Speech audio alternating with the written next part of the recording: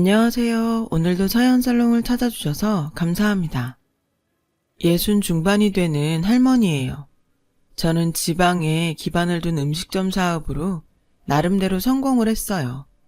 그것도 늦은 나이에 말이죠. 어릴 때 아버지가 일찍 돌아가셔서 경제적으로 어렵게 자랐어요. 엄마가 혼자 시장에서 장사를 해서 저와 두 남동생을 키우셨죠. 항상 고생하시는 엄마를 보면서 얼른 일을 해야겠다는 생각뿐이었어요. 그래서 상업고등학교를 졸업하자마자 작은 회사에 격리로 들어갔어요. 첫 월급이 나오던 날 어찌나 기쁘던지 아직도 그날의 기억이 생생해요. 가족 선물과 고기를 사면서 행복했어요. 열심히 일하며 동생들 뒷바라지를 했고 저도 차츰 나이를 먹어 좀 더 큰 회사에 경력직으로 옮겨 돈도 더 벌게 되었어요. 그 무렵 엄마는 장사를 그만두시고 집에서 쉴 수 있게 되셨죠. 저는 엄마가 더 이상 힘든 일을 안 해도 된다는 사실이 그렇게 좋더라고요. 엄마는 저에게 나이 먹도록 일만 하면 안 된다고 적극적으로 선자리를 주선하기 시작하셨죠. 저는 동생들이 대학을 졸업하려면 2년은 더 있어야 하니 아직은 내가 돈을 벌어야 한다고 말씀드렸지만 엄마는 가족 걱정 그만하고 이제는 제 행복을 찾으라고 하시더군요.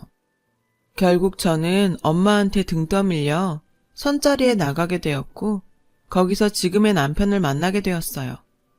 남편은 동생들 학비는 자신이 댈 테니 마음 놓고 결혼하자고 하더군요. 그 말에 솔직히 흔들렸어요. 사실 저도 남편이 마음에 들었거든요. 그래서 남편을 믿고 결혼을 하게 되었죠. 남편은 작은 부품 공장에서 관리직으로 일하고 있었어요. 그리 넉넉하지 않은 살림이었지만 저희 부부는 열심히 일해서 제 동생들도 대학을 졸업시켰고 예쁜 딸도 낳았죠. 정말 눈에 넣어도 아프지 않다는 말이 실감이 나더군요. 저는 아이가 크는 걸 보는 기쁨으로 하루하루를 살았어요. 딸에게 뭐든 좋은 걸 해주고 싶었던 저는 우리 형편이 닿는 한도에서 가장 좋은 걸 입히고 먹이고 가르치며 키웠어요. 비록 저는 돈을 버느라 대학에 못 갔지만 우리 딸만큼은 대학도 보내고 공부하고 싶은 만큼 다 시켜주고 싶었죠. 그래서 남들처럼 과외도 시키고 피아노, 미술 등 예능 교육에도 힘썼고요. 제 딸도 마음을 알았는지 잘 따라와 줬어요. 제법 공부도 잘했던 딸은 꽤 좋은 대학에 들어갔고 졸업하고 얼마 뒤에는 7급 공무원 시험에도 합격을 했어요. 전 온 동네에 떡을 돌리며 자랑을 했죠. 딸아이는 세무직으로 일을 하게 되면서 서울로 가게 되었어요. 주말마다 집에 올 테니 걱정 말라는데도 막상 딸아이를 서울로 보내려니 그렇게 눈물이 나더라고요. 그렇게 몇 달이 지나고 한 번은 주말이라 딸이 올 시간이 됐는데 어째 소식이 없더라고요. 그래 딸을 마중하러 대문을 나섰는데 저만치 골목 어귀에 딸이 보였어요. 반가운 마음에 한 걸음에 달려가려는데 혼자가 아니더라고요. 딸 옆에 웬 훤칠한 남자가 함께 있었죠. 그런데 딸아이가 자꾸 그 남자를 보내려고 하더라고요. 가서 한마디 해야 하나 하던 차에 남자가 돌아가더군요. 그래서 저는 딸아이를 불렀어요. 집에 와 딸에게 물어보니 얼마 전부터 자신을 쫓아다닌다는 거예요. 내심 남자친구가 아닌가 가만히 생각해보고 있었는데 그 소리를 들으니 이럴 줄 알았으면 한마디 할 걸 그랬다 싶었죠. 그런데 어쩐지 마음이 요상하더라고요. 딸아이가 벌써 이렇게 컸나 싶어서요.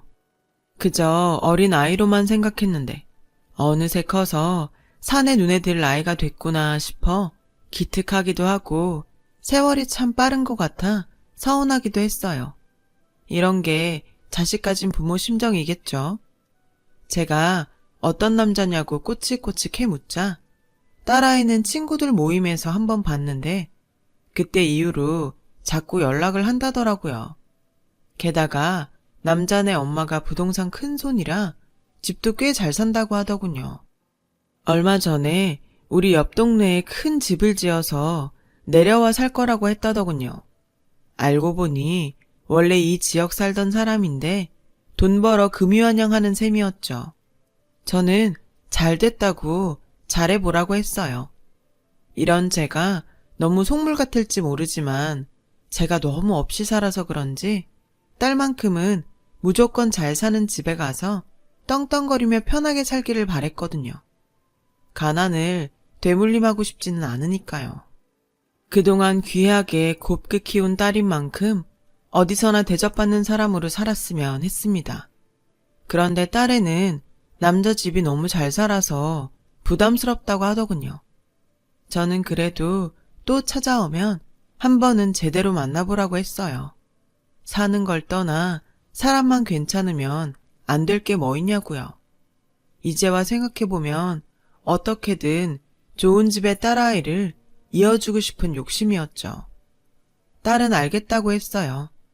그렇게 몇 주가 지나고 집에 내려온 딸애가 얼마 전부터 그 남자와 사귀고 있다고 하더군요. 그 얘기를 듣는데 뛸 듯이 기뻤어요. 결국 딸애는 제가 바라던 대로 그 남자와 결혼을 하게 되었어요.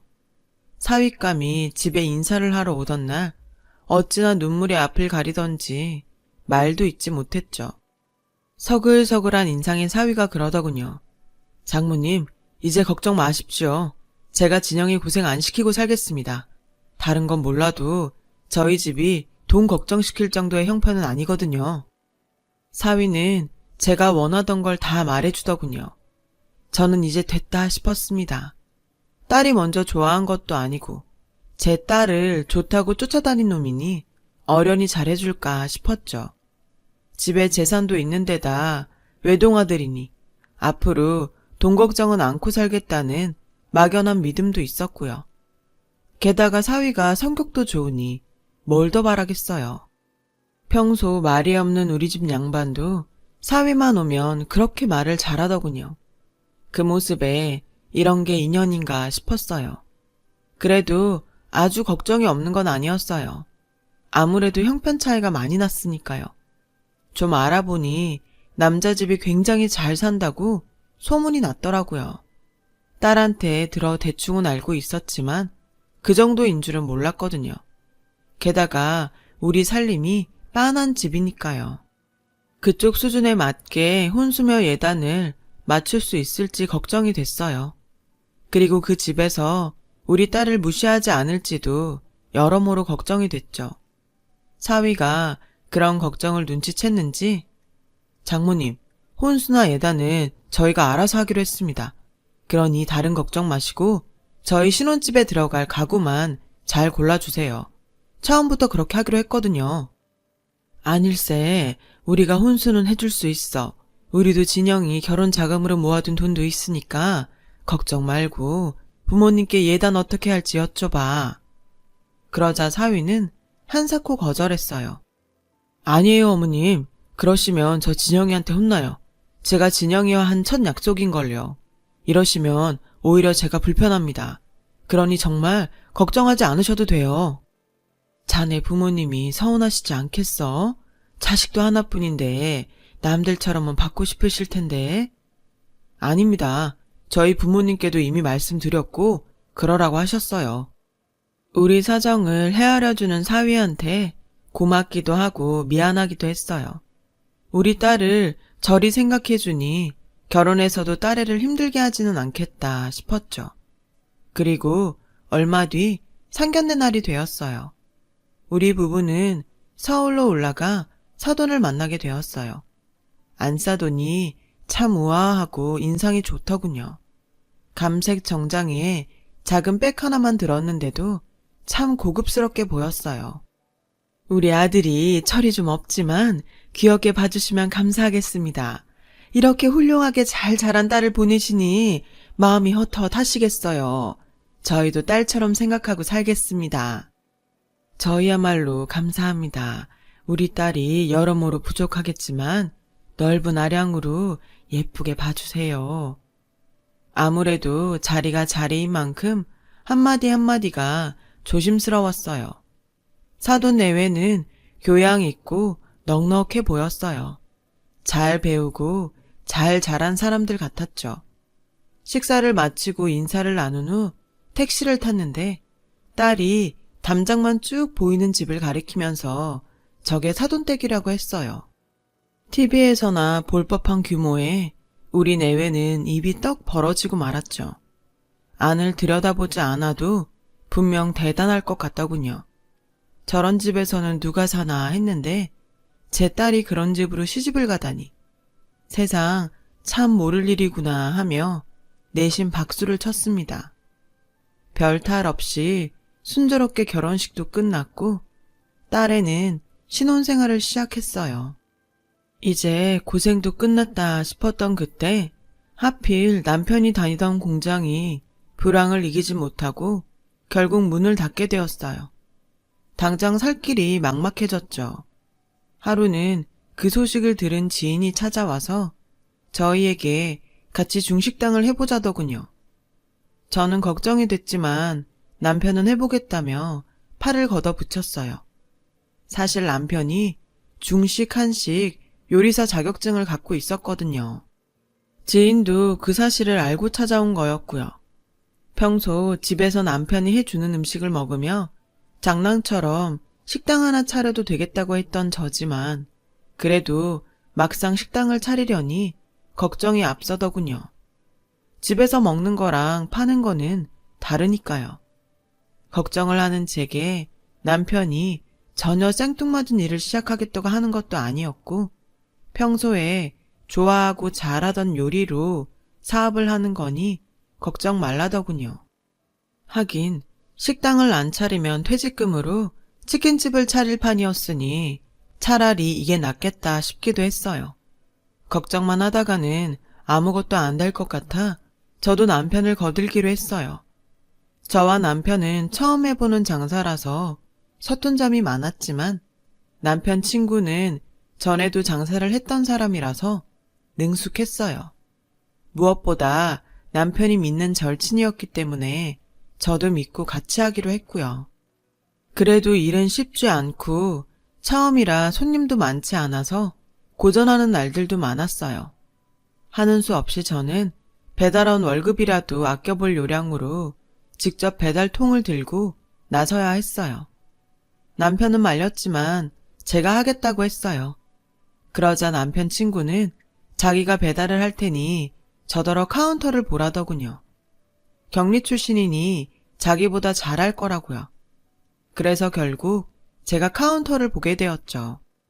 그렇게 바쁜 시간들을 보내느라 점점 딸아이와 하던 통화도 뜸해졌고 딸도 바쁜지 연락이 뜸해졌어요. 그 사이 나이든 중년 셋이 열심히 땀 흘린 보람이 있는지 배달 주문도 점점 늘어났고 식당을 찾는 손님들도 많아졌어요. 아직 딸아이한테는 식당을 차린 얘기는 비밀로 하고 있었어요. 괜히 딸애가 부모 걱정을 할까 봐서요. 결혼한 지 얼마 안 돼 한참 행복한 시간을 보낼 텐데 부모로서 그걸 깰 수는 없죠. 게다가 괜히 사돈댁의 눈치라도 보이면 어쩌나 하는 마음도 있었고요. 안 그래도 차이가 많이 나는 혼사잖아요. 장사 얘기는 좀 더 안정이 되고 나서 해도 늦지 않다고 생각했어요. 그래서 가끔 딸애와 통화를 할 때도 가게 얘기는 일절하지 않았어요. 딸이 전보다 연락이 뜸해서 혹시 무슨 일 있는 거 아닌가 싶어 물어보니 바빠서 연락하기 힘들었다고 하더군요. 밝은 목소리를 들으니 안심이 되었죠. 차라리 연락이 뜸한 게 저희 얘기를 안 해도 돼서 잘 됐다고 생각했어요. 하루는 영업이 끝났는데 방송국에서 촬영 좀 할 수 있겠냐고 하더라고요. 재료도 있겠다 그러마 했죠. 그런데 그 방송이 꽤 유명한 프로였던지 방송 뒤 손님이 엄청 늘은 거예요. 저희 식당은 어느새 짬뽕 맛집으로 입소문을 타게 되었죠. 다른 동네에서 일부러 짬뽕을 먹으러 오는 손님도 생겼을 정도였어요. 그러다 보니 홀이 좁아서 대기 손님이 많이 생겨서 고민이 되더라고요. 남편과 친구는 머리를 맞대고 고민한 끝에 옆 건물 1층도 임대하기로 결정했어요. 바로 옆이니 따로 주방을 만들지 않아도 주문대로 음식을 내줄 수 있으니까요. 그렇게 나름의 확장을 하고서는 매출이 엄청나게 올랐어요. 짬뽕 맛집으로 소문이 나면서 가게는 늘 문전성시였고, 이런 상태라면 거짓말 조금 보태 건물도 올릴 판이었죠. 이제는 딸한테 말해도 되겠다고 생각할 즈음이었어요. 어느 날 남편 친구가 배달을 갔다 왔는데 표정이 좋지 않더라고요. 배달 직원을 쓰고는 있지만 바쁠 때는 종종 직접 배달을 나가곤 하거든요. 저는 배달 갔다가 괜히 안 좋은 소리라도 들은 건 아닌가 걱정이 돼서 보리차를 한 컵 따라주며 무슨 일이 있냐고 물었죠. 그랬더니 심각하게 그러더라고요. 재수씨, 요즘 진영이하고 연락해요? 전에처럼 자주는 못해도 어쩌다 가끔은 하는데요. 그건 왜요? 제가 오늘 배달을 간 집이 아무래도 재수씨 사돈댁 같은데 좀 이상해서요.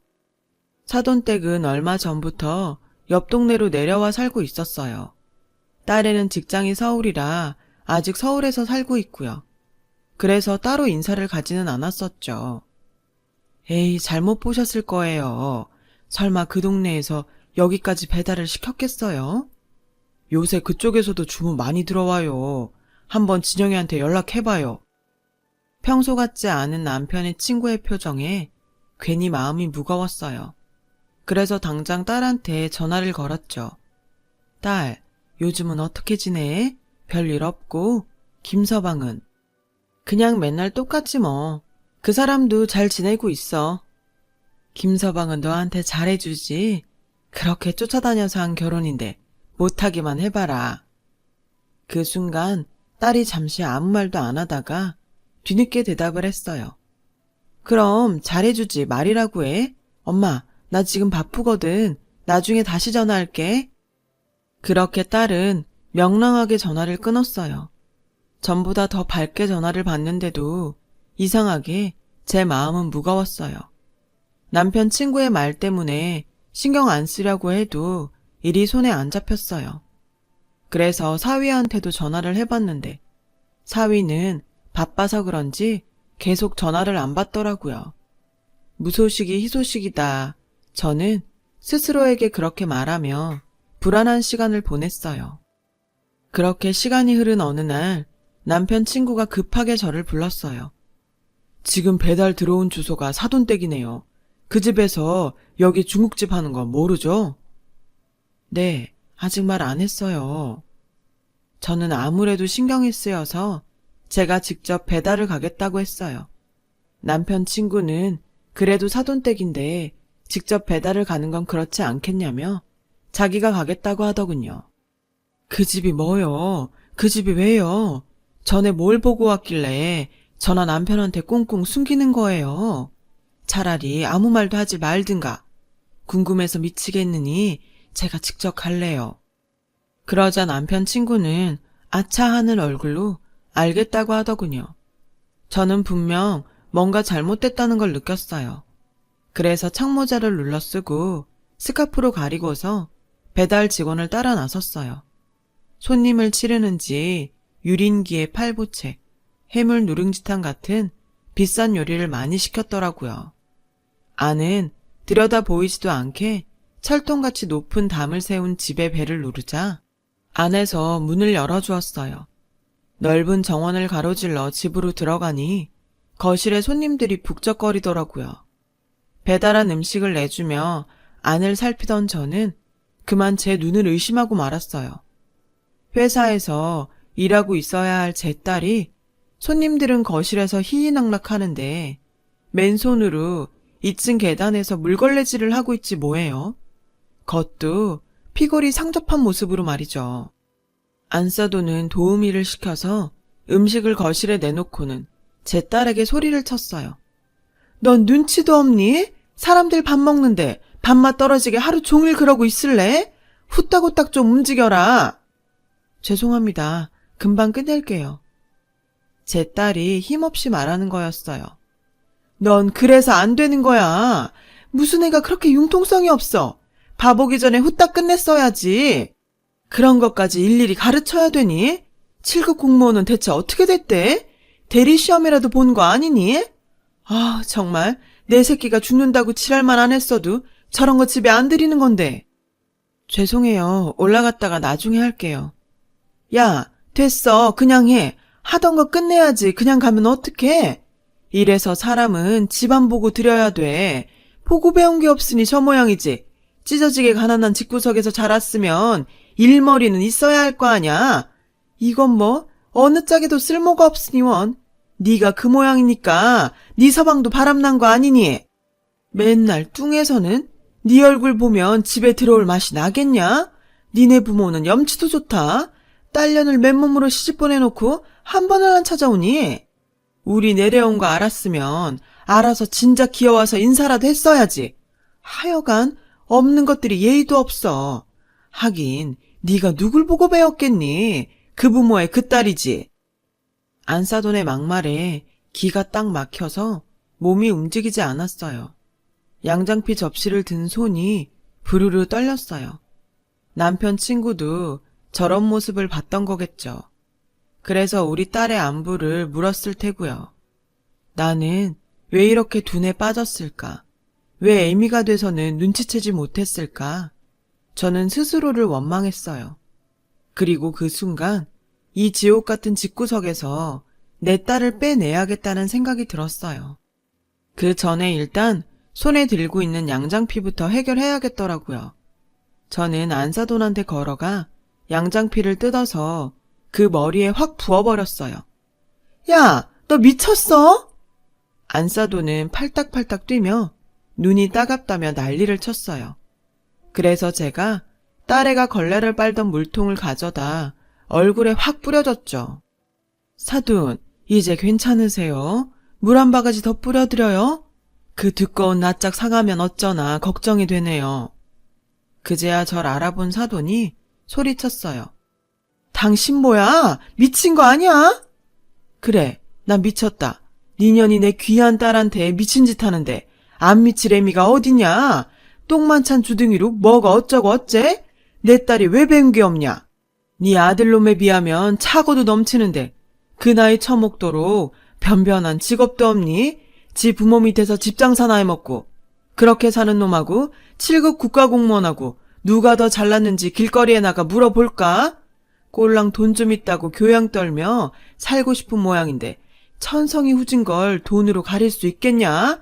이 똥통에서 굴러먹다 뒤질인가나? 그러자 안사돈은 소리를 질렀어요.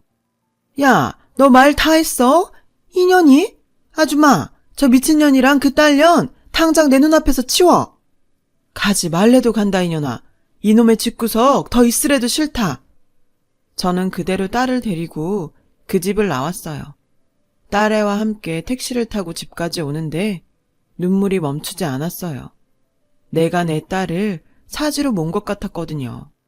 그놈의 돈이 뭐라고 딸애를 등 떠밀어 그런 집구석에 보냈던 건지 정말 제 뺨을 치고 싶은 심정이었죠. 저런 몹쓸 인간들하고 제 딸이 있었다고 생각만 해도 미칠 것만 같았어요. 그저 돈 많은 집에 가서 평생 편하고 행복하게 살라고 했던 제가 너무나 어리석고 한심하게 느껴졌어요. 돈이 많다고 인격도 높은 게 아닌데 왜 그랬는지 후회 막심이었어요. 저는 집에 와서 딸애를 끌어안고 펑펑 울었어요. 그 와중에도 딸아이는 자기 때문에 걱정 끼쳐서 죄송하다고 사과를 하더군요. 저는 그러지 말라고 했어요. 엄마가 등 떠밀어 보낸 시집이니 수습도 엄마가 책임지겠다고 했어요. 그러니 있었던 일을 하나도 빼놓지 말고 말하라고요. 사위는 결혼하자마자 밖으로만 돌고 매일 다른 여자들하고 지냈다더군요. 그런 개망나니 짓은 이미 결혼 전부터 유명해서 있는 집 사이에서는 혼처를 구할 수 없었다고요. 형편이 차이지는데도 시부모가 결혼을 시켰던 것도 다 그런 이유였죠. 게다가 제 딸이 공무원이니 돈밖에 없는 지들한테는 꽤 괜찮은 혼처였고요. 사람만 보고 들였다 소문낼 수 있으니까요. 시모는 결혼하고 얼마 뒤부터 딸애한테 직장을 그만두라고 요구했다더군요. 그 무렵 이미 사위놈은 바람이 나서 딴집 살림을 하고 있던 차였기에 혹여 제 딸이 이혼한다고 할까봐 볼모로 잡아서 집에 감금하다시피 숨기고 있었던 거죠. 집에서 부리는 사람도 다 내보내고 오래 일한 입주 도우미 하나만 남겨둔 채 제 딸을 식모 부리듯 하면서요. 그 말을 듣다 보니 치가 떨렸어요. 도저히 이 집구석 연놈들을 가만둘 수가 없더라고요. 그래서 딸애를 구슬려 반격을 준비했어요. 먼저 제일 비싸고 능력 있는 변호사를 선임해서 이혼 소송을 걸었어요.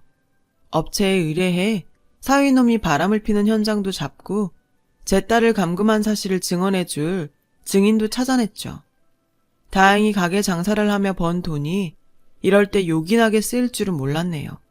하지만 이게 끝이 아니었어요. 제 딸이 뭐 하는 사람입니까? 세무과 공무원 아닙니까? 그래서 그 장점을 발휘해 땅 장사, 집 장사하는 인간들이 제일 무서워하는 세금 폭탄을 먹이기로 했어요. 딸애가 집에 갇혀 집안 곳곳을 청소하며 알게 된 비리 사실과 세금 포탈들을 세세하게 정리해서 국세청이며 국토부까지 알릴 수 있는 곳에는 다 알렸어요. 다행히 딸의 직장 동료들이 도와줘서 일은 생각보다 쉽게 처리됐죠. 경리 출신 엄마와 세무직 딸이 머리를 맞대고 필사적으로 싸운 결과 그 집구석은 엄청난 세금 폭탄을 맞게 되었죠. 그런데 알고 보니 그동안 밀린 세금도 어마어마하더라고요. 그래서 38 기동대에 직접 제보를 해서 그 집에 숨겨진 현금과 현물의 위치까지 모조리 알려주었어요. 그 덕에 사돈 집은 탈탈 털렸고요. 그리고 얼마 뒤 딸아이는 이혼 소송에서 승소해서 이혼 판결을 받았어요. 물론 위자료도 받아냈고요. 상간녀 위자료도 받아낼 수 있었지만 상간녀가 제 딸의 감금 사실을 법정에서 증언해주는 조건으로 그 건은 포기했죠.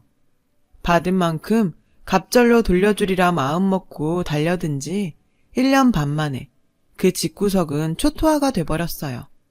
하지만 여전히 제 딸을 감금하고 상습 폭행과 폭언을 하며 인권 유리를 한 건에 대해서는 여전히 재판이 진행 중이에요. 이건 다른 건과 달리 돈으로 해결할 사안이 아니라 실형이 달린 거라서 그쪽에서도 꽤 이름 있는 로펌을 찾아가 의뢰를 했더라고요. 감옥에 안 가려고 필사적인 거죠. 하지만 걱정은 없답니다.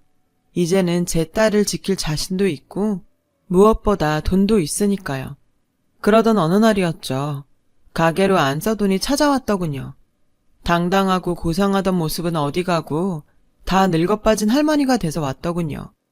사돈, 제발 고소 좀 취하해 주세요. 집도 뺏고 돈도 뺏고 다 뺏었으면 이제 그만할 때도 됐잖아요. 굳이 저랑 제 아들까지 감옥살이를 시켜야 직성이 풀리겠어요? 제가 죽일년입니다. 그러니 제발 용서하시고 고소 취하해 주세요. 네?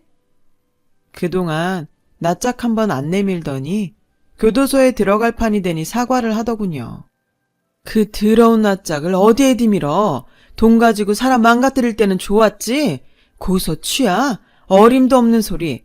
그러게 네 새끼 간수나 잘할 것이지 감히 내 새끼를 건드려? 어디 한번 당해봐라. 내가 그동안 애지중지 키운 내 딸을 그 지경을 만들어 놓고 용서? 난 죽어도 고소 취하 못하니까 네가 지은 죄 달게 받아.